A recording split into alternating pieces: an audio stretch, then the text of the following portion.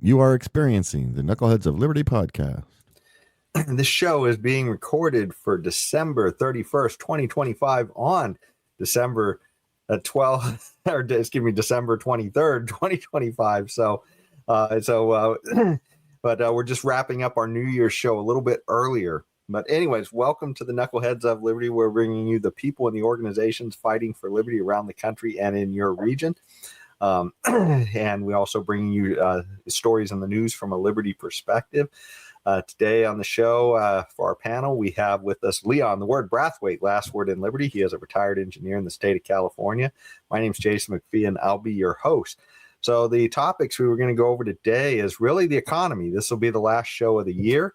And there's quite a story with a run that's happening for gold and silver this year, not Bitcoin for once. Silver is, this economy seems to have a silver lining, and we're going to talk a little bit about a good thing or a bad thing. But before we get into any of that, also too, we're going to talk in our Knucklehead Noise Patrol something that Trump said as well about the economy and prescription drug care and how he's going to make things cheaper for us.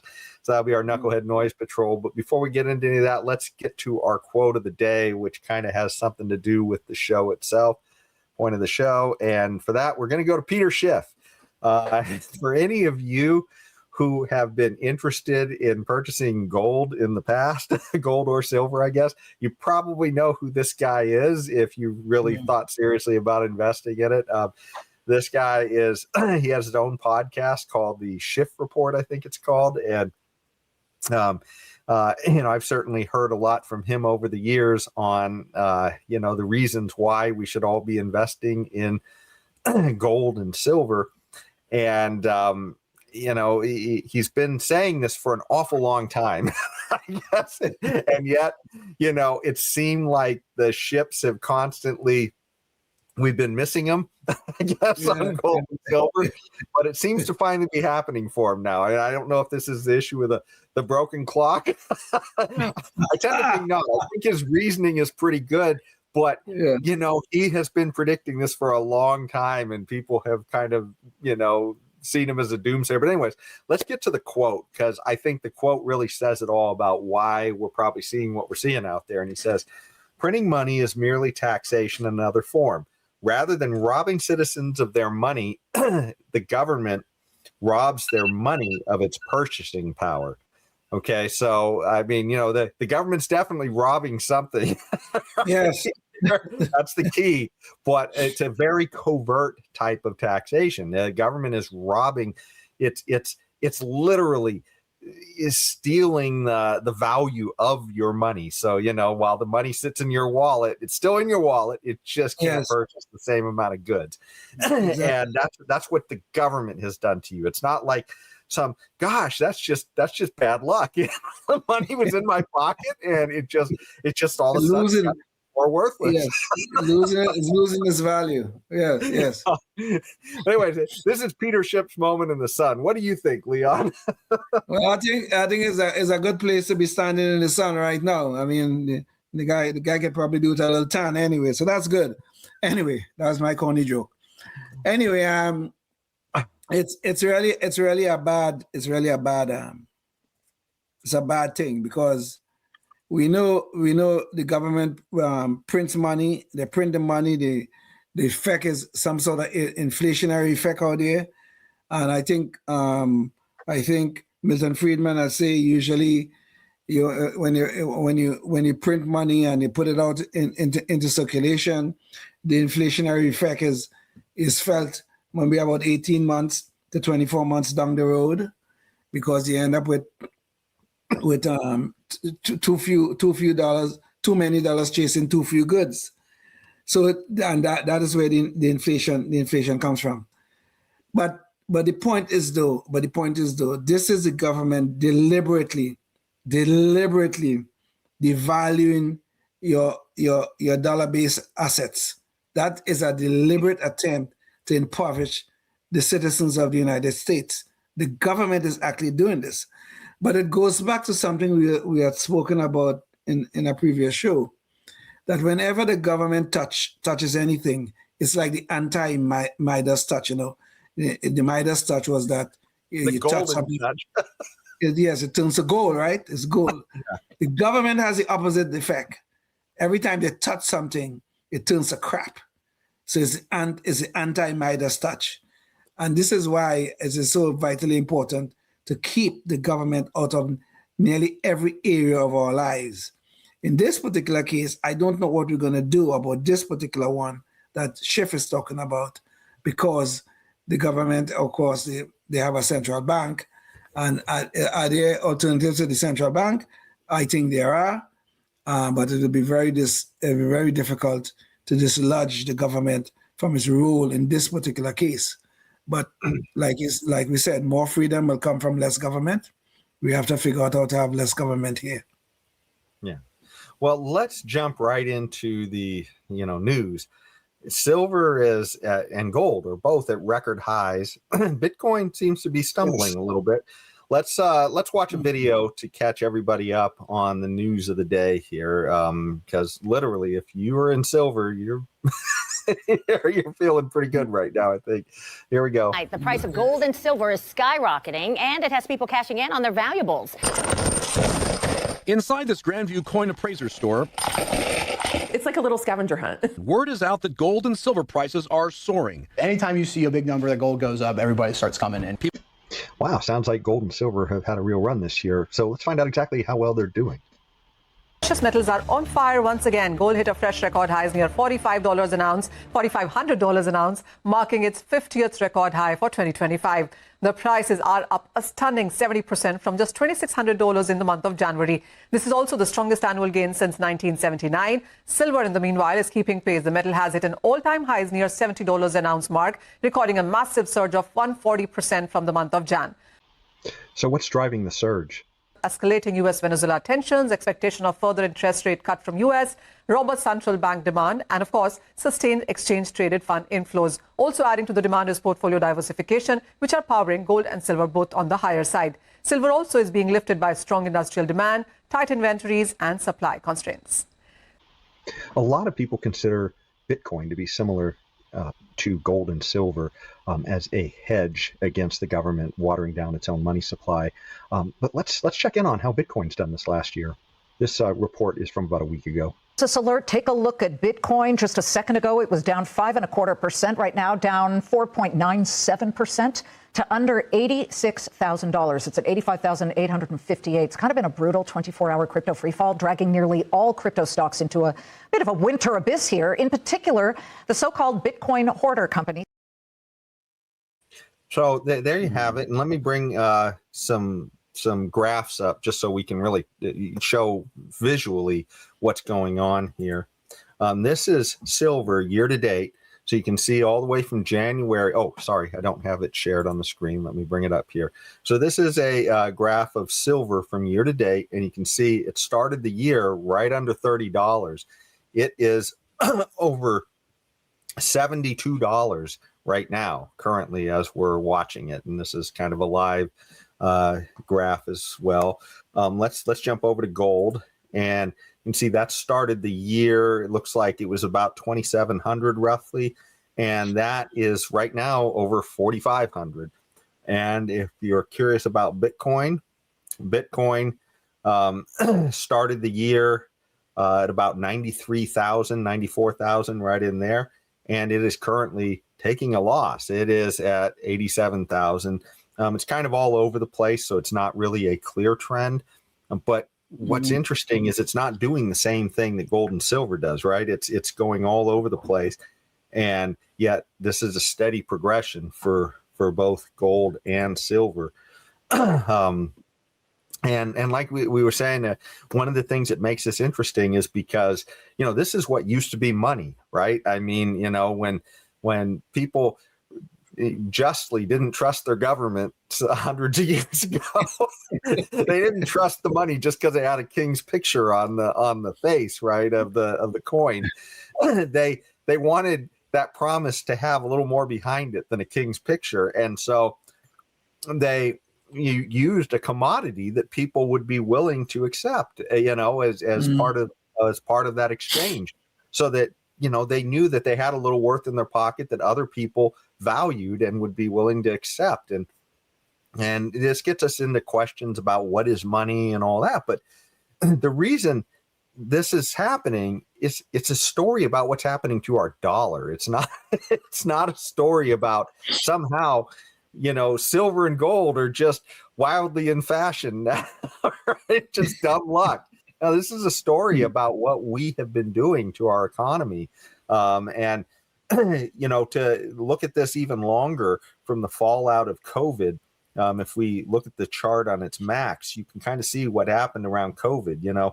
The government, and it's hard to say they were responsible in these years, but I guess we were productive enough that we didn't see the declines in the currency as clearly. But right here when COVID happened and they told us, stop producing and don't worry, we'll make money for you. Yeah. That's when we saw thin air. Yes. And eventually this is gold, right? Or excuse me, this is silver rather. And, once things started to maybe get back to some semblance of normalcy, it just sort of flatlined for a while. But then, around that last year of the Biden administration, you could see, that's when inflation started to spike up. And here we have it, and it's just continued under Trump. And a lot of people are betting that, with Trump essentially, trying to keep interest rates down on through the Federal Reserve and such, that this is we're going to continue to see a hole being eaten in our money. Leon, what are your thoughts on this whole thing? Well, I mean, this run up in silver is obviously it's some sort of demand driven, I think, because industrial demand is strong for silver right now. And I think the everyday investor, investors in general, right now inflation right now I think is really the problem, because inflation is a little bit higher than we would like to see it. So I think investors are looking for places to store their wealth. Like you were just saying, you don't want to put it in your pocket and it's losing value even though you're not doing anything to it. So I think some of it is inflation driven in the sense that people trying to move their money into safer harbors, shall we say. So it is not surprising to see the run up in precious metals. Silver in particular is astonishing right now. But this slump in Bitcoin, I'm a little bit surprised at this time, because even though Bitcoin had not yet gained the full like widespread use as we would like to see it, it was gaining a lot of traction. But obviously investors are not seeing it in the same manner as they see precious metals, because Bitcoin was supposed to make the first headway into giving us usable currency that is not tied to the federal government, that it can just inflate the dollars and destroy our value. Bitcoin was not supposed to be that. So the theory of Bitcoin for the layman obviously was that it was supposed to become a fairly safe harbor where the store of your wealth would be protected. The value of your wealth would be protected. But we're not seeing that right now, even though, Bitcoin have not truly gone off the cliff. It have certainly been down quite a bit since the beginning of the year. I think it's even further than the beginning of the year, because at one time, I think Bitcoin had gotten up to about 120, maybe 115, $120,000. So the idea of Bitcoin becoming a good place to store your wealth, I think I've dissipated a little bit, but I don't think it's fully gone. I know the crypto markets are very, very volatile. I've been involved with crypto for quite a while now. They're very volatile. So are we just seeing volatility at work?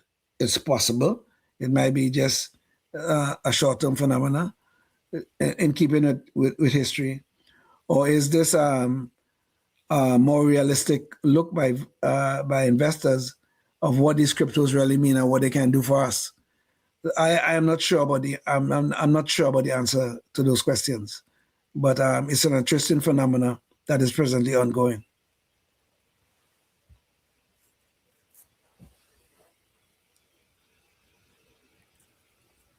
I think the key is that, when you mentioned that this is supposed to be money, and, that was the whole idea behind Bitcoin, that it become money.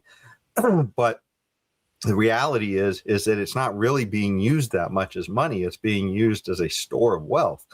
And that part of the problem with that is that, gold and silver were money in the past because it was considered to be, a potential store of wealth because it was a commodity, right? I mean, see, gold and silver were literally a commodity, but Bitcoin isn't really a commodity. It's just ether, right? I mean, Yes, it's just a series of zeros and ones. Digital assets, if you want to put it in layman terms. Yes.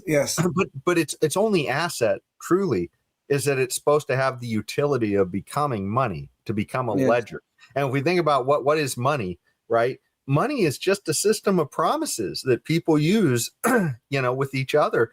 When we do work for each other, if I go over and cut Leon's lawn, then Leon would have to have something to give me at that point to get me to mow his lawn, right? And if somehow Leon didn't have something at that moment that I wanted, we'd have to have that coincidence of wants to be able to really do the exchange. But if we have something called money, that money is just a ledger. It's a promise to say that, hey, you know what, this guy did something for me, and later on somebody else will kind of honor the promise and do something in return of similar value for somebody else. And that's really what money is. It's just a system of promises. And what kind of gives those promises a little extra weight is that it's not just the government claiming it's a promise. It's the gold and silver that used to be in those coins was worth a little bit, right? I mean, so that you had the idea that it doesn't matter. In the end, I don't have to know much about this guy. I just have to know that he has the gold and the silver coins, right? That everybody wants that gold and silver. So this, is, had a property that made it useful as money. But if now and one of those things is scarcity, right? I mean, the fact that there wasn't an unlimited amount of silver and gold, right? Well, that's one of the things that Bitcoin has, right? It's got in its algorithm built in that it's scarce, but okay, it's scarce, but it's like doesn't do anything else for you other than to be a ledger, if that's the case. And what if people don't care about that ledger, right? What if they decide they'd rather have seashells instead of Bitcoin? Right? I mean, this is part of the problem, right? Is that the ledger's only worth something if everybody thinks it's worth something, and the only utility it has is to be used as money. So, I mean, if Bitcoin really takes off and gets to be used as money, then it's got value because it's a utility. It's something that everybody values to be able to do their exchanges. But if it doesn't start getting used as money, it's like we're making baseball cards or something. Everybody's just buying a bunch of baseball cards. I got value here. Well, if somebody will accept it from you, maybe. Maybe, sure, that's true. But the whole idea though behind Bitcoin was this for it to become like peer-to-peer transactions. Like you and I can do a value transaction without using actual United States dollars, right? That is how it was supposed to gain utility, these peer-to-peer transactions. And that to me was a very good concept. I mean, there are people right now in our economy who accept Bitcoins for payment of goods and services. I don't know about other cryptos being so widely used as Bitcoin, right? I mean, I own quite a few different type of cryptos, but the point is though, Bitcoin is what was supposed to be safe money, right? And I use that distinction because it was out of the hands of the government, and it had the scarcity value in it, in the sense is that some central planner could not get up one morning and decide, well, I'm going to print 100 million worth of bitcoins and put them into circulation. That cannot be done with these cryptos. But somehow or the other, I mean, I don't know if what we are seeing right now in Bitcoin is that people are starting to give up on this whole idea of cryptocurrency, or is it that it's just going through a slump? It's just going through the same volatilities we have seen historically with these cryptos. I don't know, but personally though, I think it's just part of the volatility. That's all. I don't see it as losing its utility. I really don't see that. Well, let me show at least in the maximum scale trend here, so we can kind of see what these different things have done, because you can see that Bitcoin has been a good performer over a longer period of time. Yes. So here, if we look at Bitcoin, it's around zero. Around 2016, the beginning of 2016. I think it looks like this graph just isn't recording lower than that, but I thought I recalled it being, starting from near zero, and it was around 2012 or 2011 or something like that. I think Bitcoin hit the market in 2009, actually.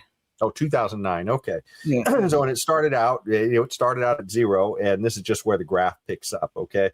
So, but you can see it's been a remarkable run for Bitcoin. I mean, if you had Bitcoin at, like for pennies in 2009, those pennies have multiplied into today's value. The penny became $88,000. I don't know what other investment could have ever done that for you. Yeah, exactly. But I guess the big question is there anything to it, or is it just a bubble like a baseball card, right? I mean, like, you happen to have a baseball card that you bought of, say, Babe Ruth, and suddenly that baseball card, so many years later, it, becomes worth, maybe $10,000 or something, and you only paid a penny for it as a kid. Is that really, is there something there? I mean, you know what I'm saying? Is this, if somebody wants it for that amount of money, then it's worth it, I guess. But that's the question. I mean, what are we seeing here as far as Bitcoin if it's not being used as money? Because if it's being used as money, then it's a utility. Everybody values it because it works as a utility. But if it's not, and it's just a store of value, how is it any different than that baseball card that, quite frankly, people could make more of, and people could just decide they don't like baseball cards tomorrow, and then suddenly that baseball card is worth nothing. So, I think the marketplace haven't yet seen the full potential of cryptos, though. To be honest, I don't think so, because look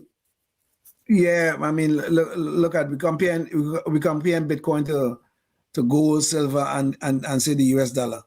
The US dollar been around for God knows how long, but gold and silver, you could go read the Bible and you read about gold and silver, and I mean, how old is the Bible? How many thousands of years have these things been written? And by the way, if we were going to look at the value of a coin, of a dollar from way back when, 100 years ago, it's kind of like the inverse of these charts, right? Yes. It's starting at a high value and it's going down as far as what it can purchase, right? If you were to compare it. Yes. Okay, go ahead, Leo. I'm sorry. Yeah, it's good. So we I mean, if you really want to look at it, these things are new, right? Because I'm almost certain Bitcoin, which was the first of the cryptos to come about, it started in 2009, and that's 2009, you're talking about 15, 16 years ago. And we comparing to things that are more widespread, have been used for a long time. And this is what we're comparing Bitcoin to. And this is what we're calling the cryptos in general. That's what we're comparing them to. So I still think Bitcoin has a future. Cryptos in general have a future. There are so many cryptos right now, 300, 400 of them or whatever it is. Many of them are going to die off. They're never going to see the light of day in terms of being anything of worth. By the But way, Peter Schiff, who we talked about earlier, refers to those coins as shit coins. yes, There's Bitcoins and there's shit coins, right? Yeah. And the shit Yes, coins are the one you throw money into and they never go up. never go up. Yeah, that's true. I think the top 20, 25 coins, I think there are hope for them. Everything else, they're going down the tubes at some point in time. I really think so. I mean, some of them have been out. Some of them have been out and they have gone. I mean, full disclosure, I had 2 coins that went to was actually turned out to be shit coins, shall we say, right? And so and I lost some money there. But the point is, though, I still think like the top 20 coins or so, or 25 coins, I think they will get widespread use. There'll be competition for their use and all that kind of stuff. And I think one day they'll be. I mean, with all these AI things coming in right now, and I think one day these coins could be in wide use, where you and I could do a transaction without the involvement of the government. And we know what the government does when they touch. They have the anti-Midas Touch. So we shouldn't be surprised at what they're doing to the US dollar. So I think crypto has a future. I already think so. Well, Bitcoin aside, I did want to talk, especially before we lose our public access audience, just a little bit about what this implies for the economy. Because when we see these things going up, it's because people are lacking faith in the dollar, and for good reason, right? I mean, it's what Peter Schiff was saying at the beginning in his quote. That they're literally draining the value from your wallet, without most people really understanding what's happening. And let's just take a few snapshots before we lose the public access audience. But I mean, here is the debt, right? This is from Treasury. We've talked about this a lot, and they're behind because it's government, so they're slow here. They're only showing 37 trillion. But if we look at the U.S. debt clock, we're actually at 38.5 trillion in debt. And what this means as far as debt to individuals, an individual taxpayer in this country. So the people are paying taxes, not little kids, and even though little kids actually are carrying this debt. Yes. The taxpayers, if they were to pay today, you would all owe $330,000 a piece. Okay. Jeez. Just let that sink in, what that means about the health of the overall economy. And if you're watching in public access, we're going to keep talking about this for a little bit longer. You can catch the rest of our discussion on knuckleheadsofliberty.com. So I encourage you to come there and look at it, because this is really how the government is stealing our liberty. It's happening right in front of us, and we're just not seeing it. But check us out there, knuckleheadsofliberty.com. So Leon, back to you. This is nuts, right? You look at this debt clock and Well, I wouldn't, Jason, I wouldn't use the word nuts, okay? Not at all. Not by a long shot. I think diabolic. It's evil and immoral, because this money is not going to be paid back by you or I. It's going to be our children and grandchildren and probably great-grandchildren is going to have to bear this debt. I mean, how immoral could it be that we are leaving this thing to our descendants? Like, I have a grandson, and he's involved with this, and he doesn't even know this. Yeah. This is the insanity of all of this. I think this is downright immoral, and I'm not joking about this. That we of this generation, the voters in this generation, are allowing this to happen. We cannot escape responsibility for this. We are allowing this to happen to our children and grandchildren. We were just on our previous show, we were talking about child abuse. This is child abuse of the worst kind. We are burdening our children with debt that they have no part of running up. Well, and just to give you a sense, and this has changed since the last time we looked at this on the show. So I guess the Treasury's keeping up with this chart better than they are the other one. Oh, yes, everything else, yes. Yeah. But if you look at this, Social Security is the biggest thing that we're spending money on, which, by the way, it's not in the Constitution. That's not something our government's supposed to be doing. Exactly. You know, when they tell you they're going to give you Social Security, the most certain thing you can know is, yeah, and they're probably blowing away somebody else's security in the long run, and the Yes. lie that they're giving you today. But if Yes. you look at the number two thing here, it's interest. 15% of the government spending in fiscal year 2026 is on interest. That's Interest. more than we spend on our defense. Let that sink in, right? Yes. Rome didn't collapse because, you know, they weren't fierce enough. They collapsed because they couldn't pay their soldiers, right? I mean, that's ultimately they were paying people in pot metal because they totally defunct their currency, right? And that's what we're starting to see. That may be what we're starting to see with this. And so when we see guys like Trump and others that, you know, and but to be fair, I mean, Trump came into a bad situation, but Trump is selling something that is very similar to the bad situation in the sense that he's saying, hey, look, you know, we gotta push those interest rates down with government. You know, this is part of the story of how we're getting here. There's no reason for government to be involved in the money supply. Literally, we can have gold and silver backed, you know, commodity currencies, market derived currencies. You don't need government. I mean, because think of what we said money was at the beginning of this. It's a promise that two people make to one another that, you know, one guy does something for somebody, he gives them back a promise that somebody else. Why do you need government jumping in the middle of that promise, messing with the promise, watering it down? That's not a service, right? That's literally like you letting a thief into your, you know, into your bank account. Right? Yes. Yeah. So this is kind of nuts, but I mean, this is the story of what we're doing here, you know, and it's just absolutely nuts. And we've shown this. This is our debt to GDP, how much from our congressional budget office, and you know, shows that the worst we had it before recent times was World War II, when we had as much debt as we were making as a country. We're there again, and what do we have to show for it? You know, we stopped Hitler here, okay? What the hell did we do here? We did nothing except a bunch of stupid things, you know, policing the world, all kinds of, you know, dumb social programs, Social Security. Anybody? Does that look like our futures are very secure here? They're showing this going off into the stratosphere, and nobody seems to be willing to stop it, other than, like, you know, Elon Musk and Doge, and look what happened to them, right? Right.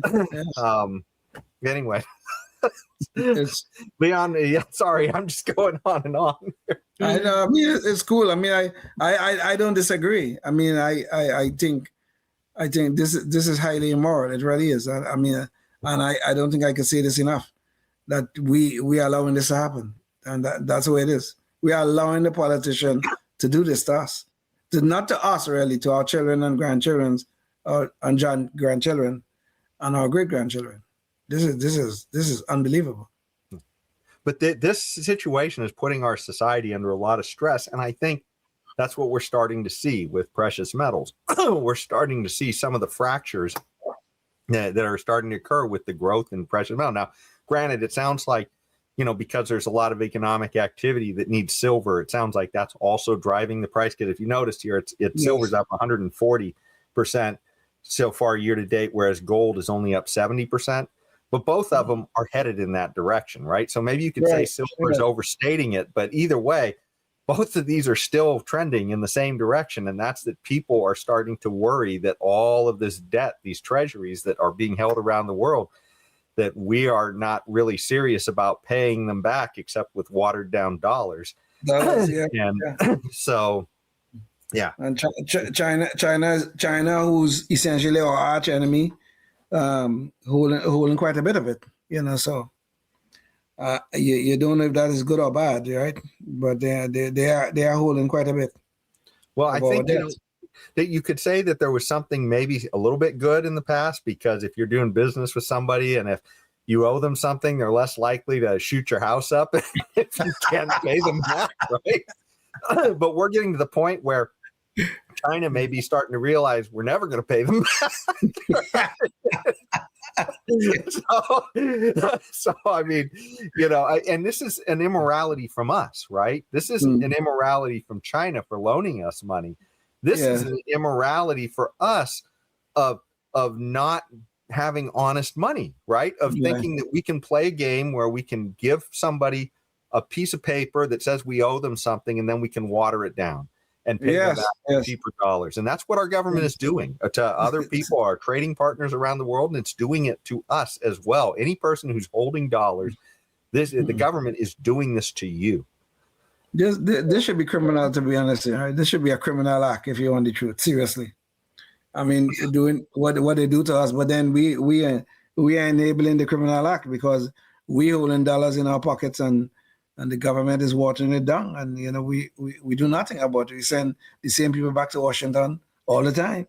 I mean, I think incumbents get reelected at a 92% rate or some kind of number like that. That is disgusting. It really is. Yeah. And one of the things I think that's confusing for a lot of us too, because there's a lot of us who've been concerned about this for a while, but we haven't seen this trend in gold and silver recently. It's been kind of holding steady.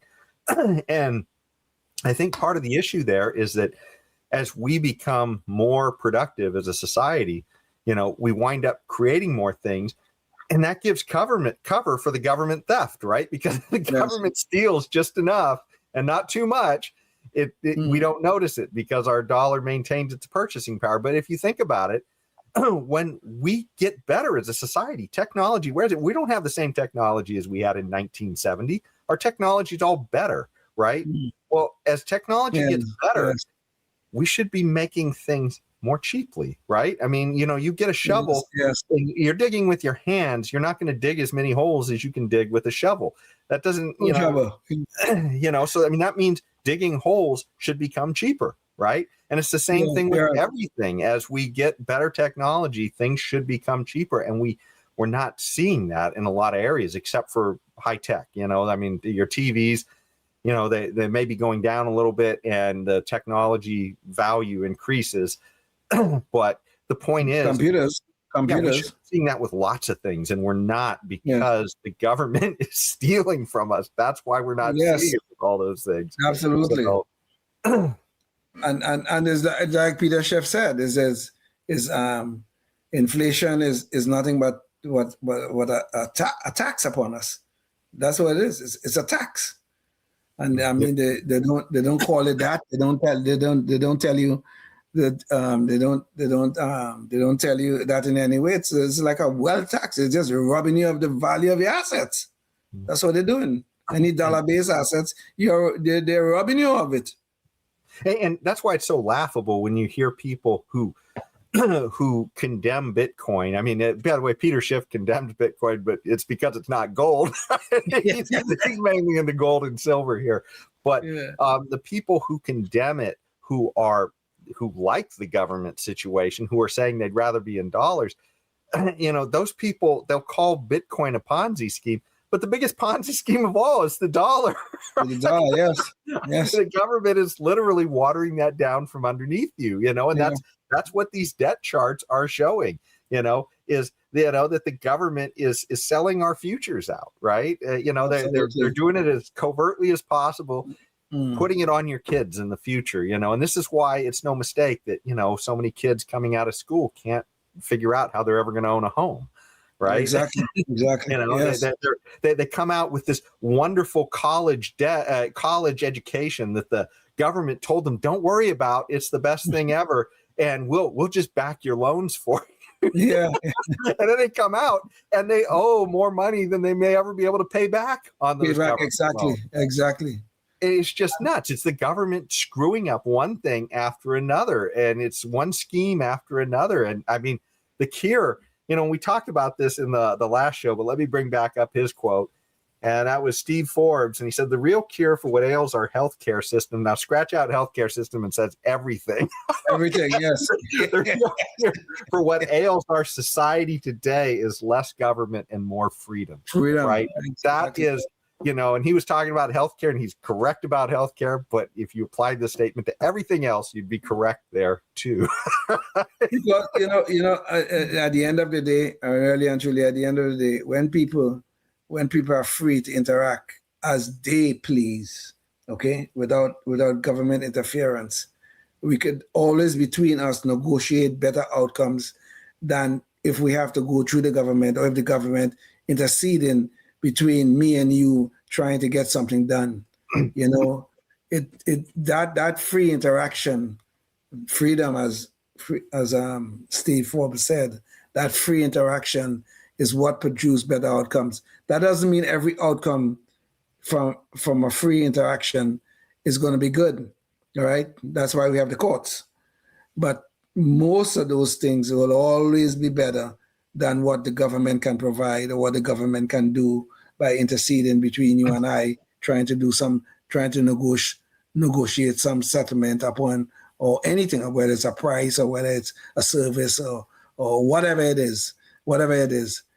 The interaction between two free individuals was far superior to the government intervening between us in getting anything done. Yeah, and keep in mind too that oh gosh darn it, my thought just inflated away. While I was sitting here. The government is robbing more than your dollars, Jason. Yeah, the government has got me so turned in circles here. Just losing my thoughts here, but it really is hitting us in every aspect, and Yes. yeah. So this is something too that there's a narrative out there that things are okay, right? And I mean here's a story from PBS News, and it says the economy expands at a surprising strong 4.3% annual rate last quarter, though inflation remains stubbornly high. And it's good, that we're getting more economic activity, but just think about those things that you are having trouble buying now, right? I mean, those are the real tells in the economy. The fact that kids are having trouble now buying a home, the idea that these homes are increasing massively in value, that shouldn't be happening, right? It's because the government's doing something wrong that all this is happening. Homes should get cheaper. I mean, the land may be a little bit scarce, but we always figure out ways to use these things more efficiently, and we find better ways to build. And that means homes should get cheaper, not more expensive, right? And yet through the miracle of government, it all turns to shit. So, especially here in California. Yes. Yeah. Yes. And and I mean, one other story, I guess, that happened recently, but this kind of just shows you the just general mismanagement, right? Now, again, this is the Trump administration. Story just came out a day or so ago that they're now offering immigrants, illegals who to self-deport for $3,000. Now they're upping the bid from $1,000 to $3,000 to self-deport. And in some crazy world, maybe this makes sense, in a world where Democrats are offering them thousands to stay. And do nothing, right? Where Democrats are putting them up in hotels and paying for their health care and everything else because, the Democrats are just lunatics, right? There's no way around this, okay? Yeah. But in that world, maybe this makes sense, offering them $3,000. But think about what this means, okay? We literally had a government where they allowed tons of people to come over the border, and it's not in a way that it was undistorted by government, right? I mean, we had this situation where Democrats were promising free health care. They were promising all kinds of free incentives to come to their places, right? If you come here, we're gonna help you out, and we're gonna give you all kinds of benefits. And of course, there's the right to citizenship if you're born here, and all kinds of other things like that, right? That don't exist in a lot of other countries in the world. Yes. And then we turn around a year or two later, and we're offering them $3,000 to leave. And you wonder how we can mismanage ourselves to this situation, where our debt is so high that it's exceeding our GDP. That's how, right? Yes. I mean, this ridiculous mismanagement of assets of your resources. I mean, that's how, you are owing, if they were to ever pay this off legitimately, you would have to reach into your wallet for $300 and something thousand, which most kids can't even pay off their college loan. That's like 60 or 70. This is what you owe of the debt if it were all divided evenly. Of course, that's why Democrats always say fair share, which means nothing for their constituents, but everything for the billionaire. Then ask them to describe what fair share mean, and they never could. They never could. Yeah. But the growth in the economy was a little bit surprising to me. I'm happy it's occurring, but it's a little bit surprising because I always thought that I'm against the tariffs. Okay, I've always been against tariffs. I think the government should not be telling us who we should buy our goods and services from, or distorting the interaction between me and someone else, even though that someone else is in a foreign land. I don't think that's a place of government. If that person could get that good or that service into a location where I can purchase it and legally purchase it, I don't see what the hell the government have to do with that. But I wonder though, if we had 4.3% growth in the third quarter, if we didn't have the tariffs, I think that growth might have been quite a lot higher. I mean, you might have been over 5%, maybe nearing 6%. Who knows? Because tariffs are really a distortion. It's a tax in a sense, so it becomes a distortion in the marketplace, and Trump seems to love them. I mean, okay, full disclosure. And just to explain too, just so that if you're listening and you're wondering what a tariff is, you probably know by now if you're not living in a cave. But when people are sending goods to this country, to your Walmart store, that you go and buy a lot of imported goods from there, and that's essentially a tax that the importer gets hit with. And unless you believe, like a Democrat, that rich people just sit around and swim in their vaults of money all day, that's what they do. There's not money sitting around there, right? I mean, that money those goods that are coming in, they're on a margin, right? I mean, there's not this huge thing of profit that you get to take from, and so that means that has to be passed on, right? Just like if you hit Ford with a tax right now, if you said, oh, we're going to tax Ford an extra $1,000 per car for every car that comes out of their thing, right? I mean, well, Ford doesn't sit on a pile of money, right? Ford would have to pass that $1,000 along to the person buying the car, right? And it's the same thing with all those importers that are coming in. So, I mean, when Leon says it's a tax, it's a tax on you. You're paying indirectly.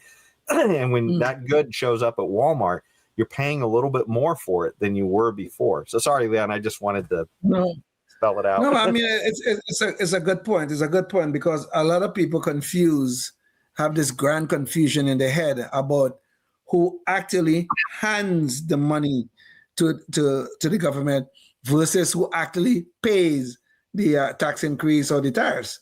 So it is true, for instance, when you hear Bernie Sanders out there talking, we have to tax those billionaires,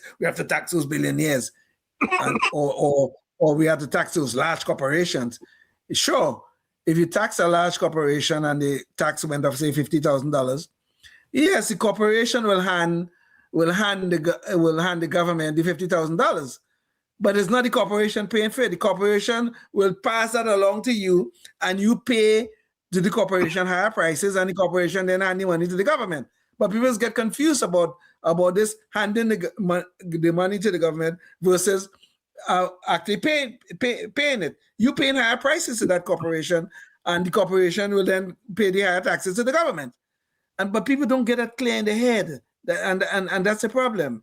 And then worst of all, higher taxes almost always stymies productivity. If we could lower taxes all over, God knows what this country will be able to do. Because if you look at those countries that with relatively low taxes, they have always been able to stay relatively stable and have nice economic growth going on for quite a number of years. But we go through this up, down, boom and bust, it's because of these distortions we have in our economy, and we're not doing anything about them. We certainly not doing enough about them to kind of get these distortions out of our economic life. Yeah, and tons of regulation too. I mean, you know, if we start regulating all the things that, you know, like, you know, you may think that, you know, maybe you're concerned about lab-grown meat, or maybe you're concerned about, you know, the size of the cage that the chicken is laying its eggs in. Well, I mean, all these things, the more regulations you have, the more, you know, things are also going to cost, right? Because, and those costs have to be passed on. So they, you know, these are things, I guess, where, you know, Trump is a little bit more friendly to economic growth in the sense that he actually understands that you need to remove some of these regulations, but it's not a clear picture with Donald Trump, right? I mean, he does, you know, the tariffs are a restriction. So there's, you know, there's some good, some bad with Trump. With the Democrats, it's almost all bad. But you know, what you're making is a valid point of this, a very valid point, I think, because I mean, the two things I think that Trump have really been focusing on in terms of the economy. On one side, we have his attempt to lower taxes, because on January 1st, there are quite a few tax reductions that are going to go into effect, which is great. The other thing too, he's been working hard with it in terms of deregulating stuff, which is also great. He did start off with Doge, and which was trying to do some shrinking of government, but you know, I don't know where Doge is right now. It seems to have petered out by now. I think that's the only government program they were able to kill was Doge. They were able to kill that one, right? Exactly. Good point. Kill the guy who's trying to save money. Yes. Okay. So on one hand, we see this Trump at least doing or trying to do things that are beneficial to the economy. On the other side of that very same coin, we have the same Donald Trump instituting these tariffs. Well, there's an issue of whether he has the constitutional authority to do that, to do it on his own, without going through the Congress. And the Supreme Court will tell us here in a couple of months if he does or he does not. But there is the two faces of Trump. You have the good stuff, tax reduction, deregulation, removal of regulations and that kind of stuff. Great stuff. We like that. But then we have, on the other hand, we have these tariffs that are hanging over the economy, and having all kinds of distortions out there that we don't need to have. So, I mean, I'm not sure that the tariffs are totally negating the impact of the tax reductions and the removal of regulations, because otherwise we would not have seen the kind of growth that we actually saw. But I think we probably could have seen greater growth if the tariffs were not there at all. Probably could have. And to be honest too, I mean, if it's just a threat, this is the problem with Trump, right? Is that his rhetoric is terrible on all these programs. So yes, if this was simply a threat to say, hey, look, we'll tariff you if you don't lower your tariffs. Okay, you could say that maybe that is a free trade strategy to try and get everybody to lower their tariffs. But the sad thing is you hear Trump talk about it like it's a free lunch, right? Yeah, exactly. There's no such thing as a free lunch, right? We're not, we don't make a profit by having a tariff. But, I mean, we might be able to scare the other guys into dropping their tariffs, but it's not some free lunch that you're the goose that laid the golden egg. And this kind of brings us into our knucklehead noise patrol, which is something else that Trump has said recently, where he was talking about the whole what he's doing for us in the economy in his last address that he gave about a week ago. And one of the things he said was absolutely nuts. Now, there may have been some truth to it, and that maybe that he's been able to move prices on prescription drugs a little bit here or there. But let's watch the clip here, and we can see what he actually said here about what he's doing for us on prescription drugs. Again, the government helping us by jumping in and trying to fix the problem. In addition, I'm doing what no politician of either party has ever done, standing up to the special interests to dramatically reduce the price of prescription drugs. I negotiated directly with the drug companies and foreign nations, which were taking advantage of our country for many decades, to slash prices on drugs and pharmaceuticals by as much as 400, 500, and even 600%. Prices slashed by 400 to 600%. It sounds like a lot. Well, after decades of the government stewardship of our education, maybe most of us might not realize that what he's saying by if you reduce it to 100%, it's free. So anything over that, it means the drug companies are paying us to take the drugs. I don't think that number is accurate, but let's go on. In other words, your drug costs will be plummeting downward.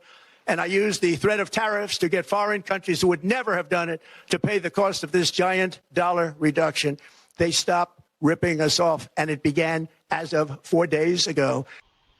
Oh, well, it's through the magic of tariffs. So that explains those numbers. There has never been anything like this in the history of our country. Drugs have only gone up, but now they'll be going down by numbers never conceived possible. It's called most favored nation, and no president has ever had the courage or ability to get this done until now. The first of these unprecedented price reductions will be available starting in January through a new website, TrumpRx.gov. And these big price cuts will greatly reduce the cost of health care. And, of course, the program is named after Trump. And if you recall, too, he said no other president has ever done anything like this. Well, maybe not exactly the same thing, but if you recall Bush Jr., I guess, not Bush Sr., one of his big things is he came in and he told all the seniors he was going to reduce their drug costs. Again, Obamacare came in later and he said he was going to reduce all the costs. I mean, this government continuing to come in and promise to reduce all the costs, and we see failure after failure after failure. I mean, maybe Trump will make a little bit of a dent here. I mean, this is essentially what he's talking about. Here's the White House fact sheet. So I think it's probably more accurate than what he said. I hope. We hope so.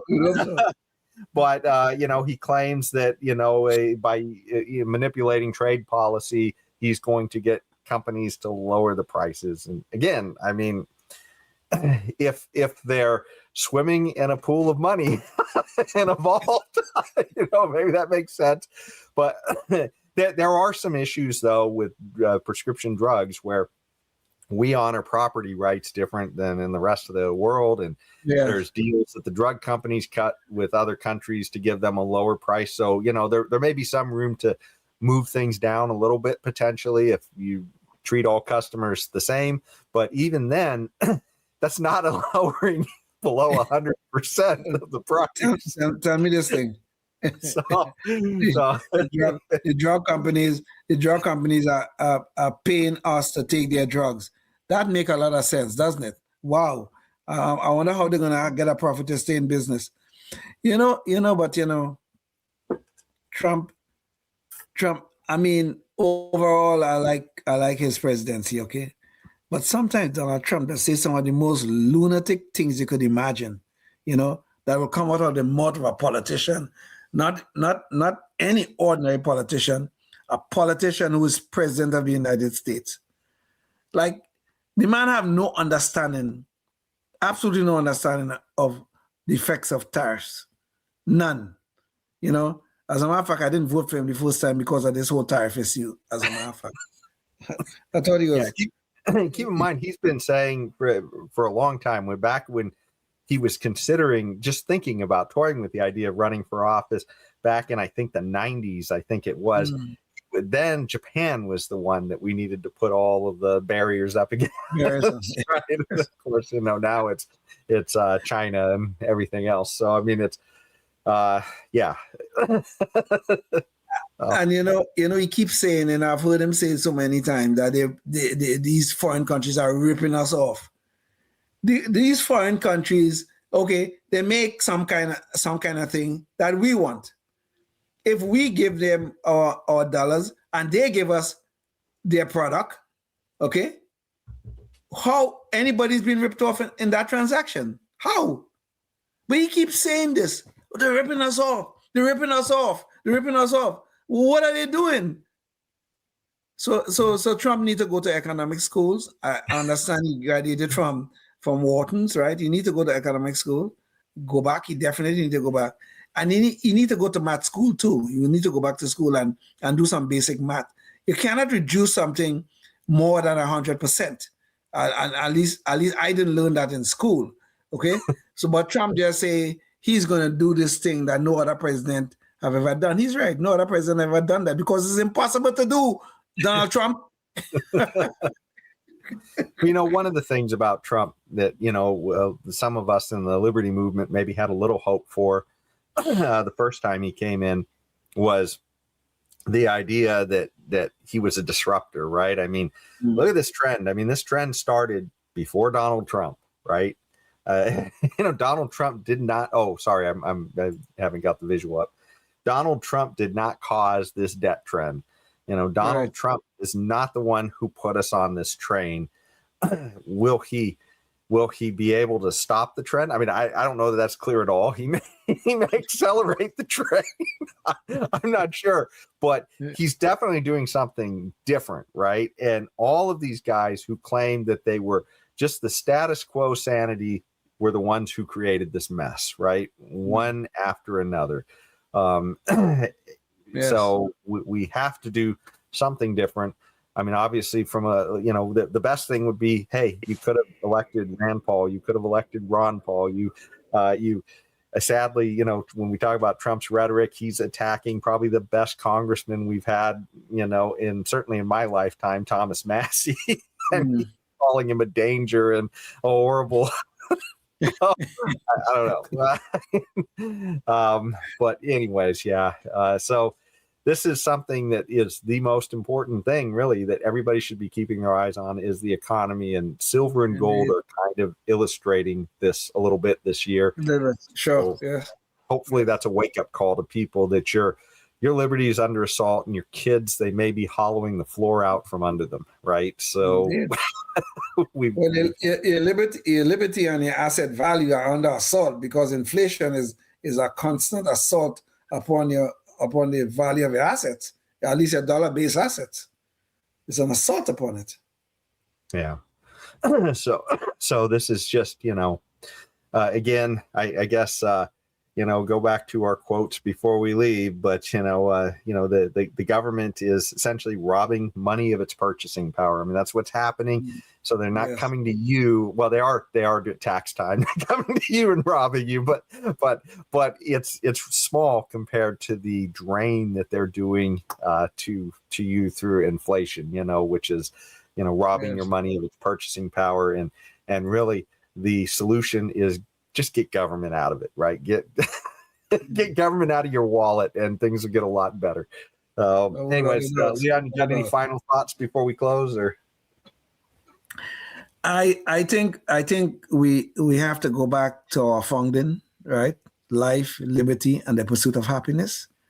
These are inalienable rights that given to us by our Creator, whether you believe in God or whether you believe in evolution.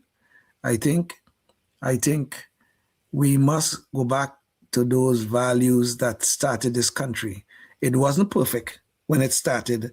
And I know all those idiots were like this. The first thing they'll point to is, oh my God, we had slavery for so long. Yes, we did. I understand that. But we had ideals, we had principles, and we had things to strive for. Yes, some of our citizens were enslaved and all that. But that is not the point.